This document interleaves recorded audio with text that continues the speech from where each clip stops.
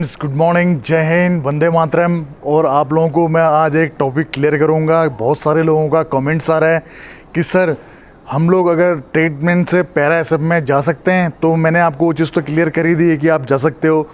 तो और ऐसे इसी से रिलेटेड और भी मेरे पास में क्वेरीज आ रही हैं या बहुत सारे कमेंट्स आ रहे हैं।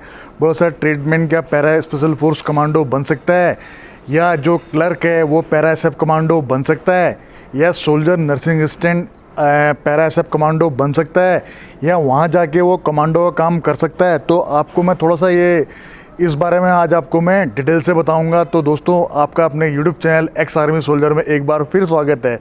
और आप लोगों को हैप्पी संडे। और संडे का आप लोग भी इंजॉय लें, लेकिन इंजॉय का मतलब ये है कि अपनी तैयारियां और उसके बाद थोड़ा सा रिलैक्स, क्योंकि हफ्ते में एक दिन अपने आप को ज़रूर देना चाहिए। मैं भी ऐसा सोचता हूँ। तो फ्रेंड्स, चलिए बातों को ज़्यादा लंबा ना करते हुए मेन टॉपिक पे आ जाते हैं। तो फ्रेंड्स, मैं आप लोगों को बताना चाहूँगा जो पैरा स्पेशल फोर्स कमांडो में क्या होता है। आप एज अ ट्रेडमैन आप जा सकते हैं, लेकिन वहाँ जाके भी आपको ट्रेड्समैन का ही काम करना पड़ता है और साथ में अपनी ट्रेनिंग्स भी। यानी कि मान लीजिए आप ट्रेड्समैन हैं, चाहे आप किसी भी ट्रेड के हों, चाहे आप क्लर्क हों, तो आपको जब एसएफ में आप जाते हैं तो आपको डायरेक्ट एसएफ में एंट्री नहीं मिलती है। एसएफ में जाने के लिए पहले आपको एसएफ रेजिमेंट में जाना होता है। वहाँ 3 महीने की ट्रेनिंग चलती है। उसके बाद में पैराबोन यूनिट में आपकी एक्सरसाइज चलती है। और जब सारी एक्सरसाइज आप क्लियर कर लेते हो, ट्रेनिंग कंप्लीट कर लेते हो, जब आप पैरा एसएफ में परमानेंट पोस्टिंग हो जाते हो, उसके बाद आप पैरा एसएफ के जवान कहलाते हो। अब बात आ जाती है कि पैरा एसएफ में जाके ट्रेड्समैन कमांडो बन सकता है। फ्रेंड्स, जिसने ट्रेनिंग कर ली वो ऑलरेडी कमांडो, और स्पेशल फोर्स में जहाँ तो नाम भी लिखा हुआ है स्पेशल फोर्स कमांडो, तो वहाँ का हर एक नुमाइंदा जो परमानेंट पोस्टिंग है वो पैरा स्पेशल फोर्स कमांडो होता है, छोड़ के नर्सिंग असिस्टेंट को। आपको एक चीज़ क्लियर कर दूं, जो नर्सिंग असिस्टेंट होता है पैरा एसएफ में जाता है यूनिट में 2 नर्सिंग असिस्टेंट होते हैं, 2 या 3 यूनिट की स्ट्रेंथ के आधार पे होते हैं।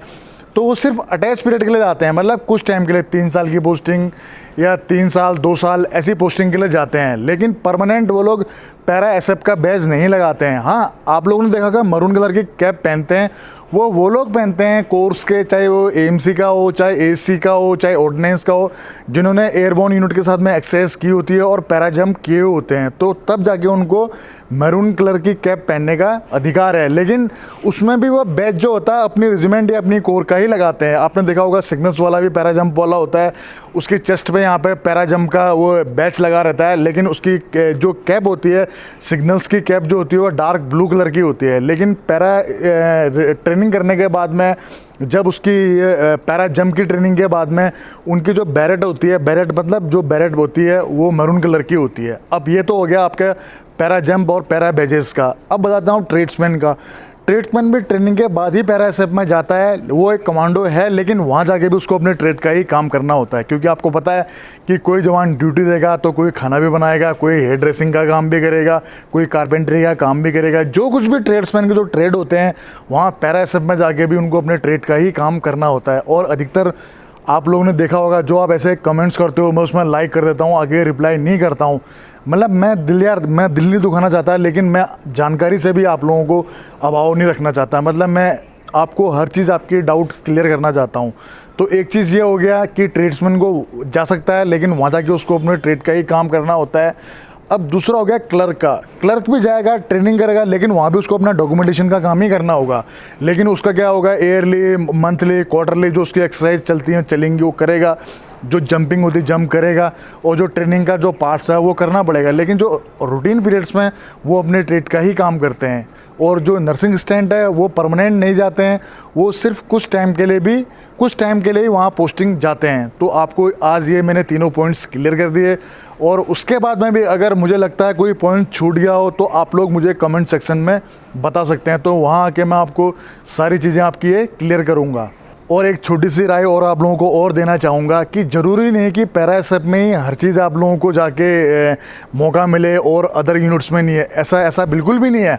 आपकी जानकारी के लिए मैं क्लियर कर दूं कि मैं उस बटालियन का हिस्सा हूं जिस बटालियन का नाम मतलब बहुत ही शान से लिया जाता है और बहुत सारे गैलेंट्री अवार्ड है। मतलब पैरा के कई यूनिटों से ज़्यादा, उसके बाद पैरा एसएफ के कई यूनिटों से ज़्यादा मेरी यूनिट के पास में अचीवमेंट है। तो ऐसा नहीं है कि पैरा एसएफ में आप जाओ तो वहीं आपको मौका मिलेगा और बाकी जगह आपको मौका नहीं मिलेगा, ऐसा नहीं है। आप कहीं भी जा सकते हैं और आप अपनी यूनिट में बहुत आप अच्छा काम करके अपना भी नाम और अपनी यूनिट का भी नाम रोशन कर सकते हैं। तो फ्रेंड्स, आशा करता हूँ आज की जो जानकारी है वो आप लोगों को अच्छी लगी होगी, और इसी प्रकार अपना प्यार हमेशा बनाए रखना। और इसी शब्दों के साथ में अपने बड़े भाई को दीजिए इजाज़त। जय हिंद, वंदे मातरम, भारत माता की जय।